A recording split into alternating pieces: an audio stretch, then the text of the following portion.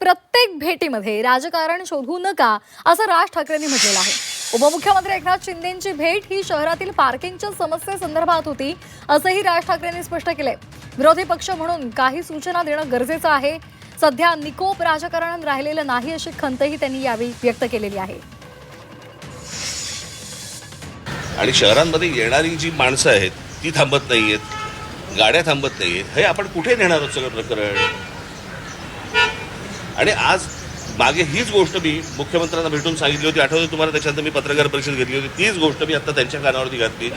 ही गोष्ट त्यांनी लगेच ताबडतोब त्या भूषण गगरांना फोन करून त्यांनी सांगितलं की काय करायला पाहिजे ते सगळं करा। मी जो गेलो होतो ती ह्या गोष्टींसाठी गेलो होतो, त्यांच्याकडे ते सगळे परत अख्खी फाईल दिलेली आहे, ती संपूर्णपणे त्यांनी त्या गगरांकडे पाठवली आहे। पुढचं काय होईल ते मला असं वाटतं गगरांना विचारा। सगळ्या गोष्टींचा विचका झालेला आहे। आपल्याकडे कुंपण शेत खाते, या सगळ्या लोकांना आधार कार्ड आणि रेशन कार्ड आणि सगळ्या गोष्टी कार्ड देणारी माणसं इथलीच आहेत ना, त्यांच्यावर कारवाई कोण करणार? माणसं येत आहेत त्याला तुम्ही फुल प्रूफ त्यांना अख्ख्या सगळ्या गोष्टी त्यांच्या हातामध्ये देताय, ही देणारी माणसं कोण आहेत? आपलीच माणसं आहेत ना, त्यांच्यावर कधी कारवाई होणार आहे?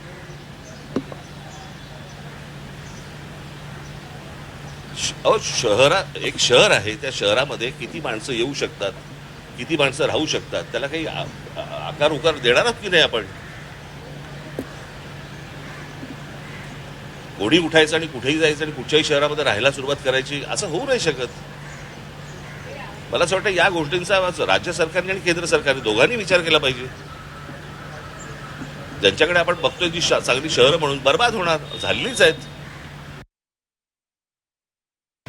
आणि मला असं वाटतं की मी एक राज्याचा नागरिक म्हणून, एका पक्षाचा अध्यक्ष म्हणून, एक विरोधी पक्ष म्हणून मला असं वाटतं काही गोष्टी सजेशन्स हे मला असं वाटतं सत्ताधाऱ्यांना सांगणं गरजेचं आहे, देणं गरजेचं आहे। आणि त्याच्यासाठी मी यांना आत्ता नाही परत भेटीन, ह्याच्यानंतर तुम्हाला काय राजकारणाच्या चर्चा करायच्या असतील त्या तुम्ही करत बसा।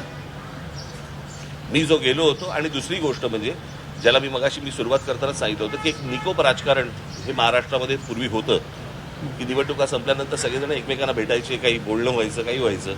या सगळ्या गोष्टी आता संपलेल्या आहेत, बंद झालेल्या आहेत। आणि प्रत्येक गोष्ट ही तुमच्याकडे तिरस्कारानेच सगळ्या गोष्टी आपल्याकडे पाहिल्या जातात, ते असं बघून नाही चालणार, यातनं हाताला काही लागणार नाही। आणि मला असं वाटतं की विरोधी पक्षाची भूमिका ही योग्य रीतीने पार पाडली पाहिजे।